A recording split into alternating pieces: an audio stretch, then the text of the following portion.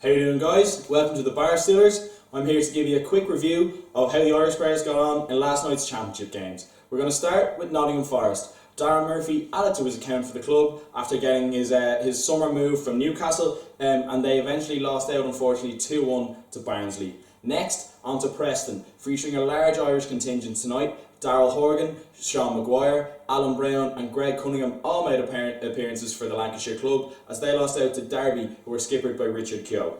It was good to see for Hull, David Myler come on, scoring a late penalty as they lost out to Matt Doherty's Wolves, 3-2. Promising signs for Ireland at centre half. Young Conor Shaughnessy of Leeds playing in a three-man defence in a team that also featured Ewan O'Kane, a player who I think could be a really big player for Ireland in years to come. They were held to a stalemate with Fulham. Middlesbrough, anchored by two Irish players. Cyrus Christie now playing for them at right back, Dan Randolph playing for them in goal. Kept a second consecutive clean sheet as they ran out winners against Burton Albion, who featured young Damien McCrory, a player who's not really featured on the Irish radar, but could be big things to come for him.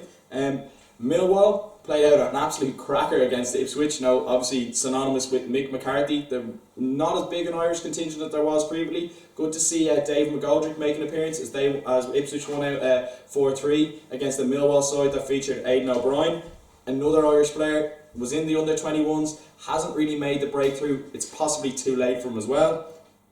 I think it's, possibly the jury's out at this stage on him.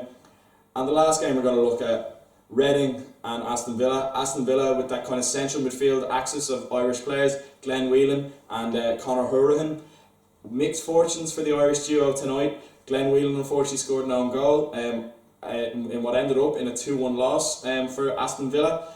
However, the consolation goal was nabbed by Conor Hourihan against the Reading team that featured Paul McShane, and I think a player who has massive potential. He's been named in Martin O'Neill's provisional squad. Liam Kelly, huge things to come from this player. I certainly recommend you watch how he gets on for the rest of the season and how that Reading team develops, having lost out in the Championship playoff finals last year.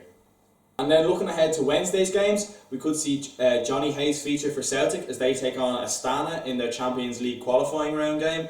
We also have two more games in the Championship featuring Irish players. We have Norwich taking on QPR, so obviously Wes Hoolahan could feature for Norwich. He hasn't started in any league games so far this season. It'll be interesting to see if he starts on Wednesday night.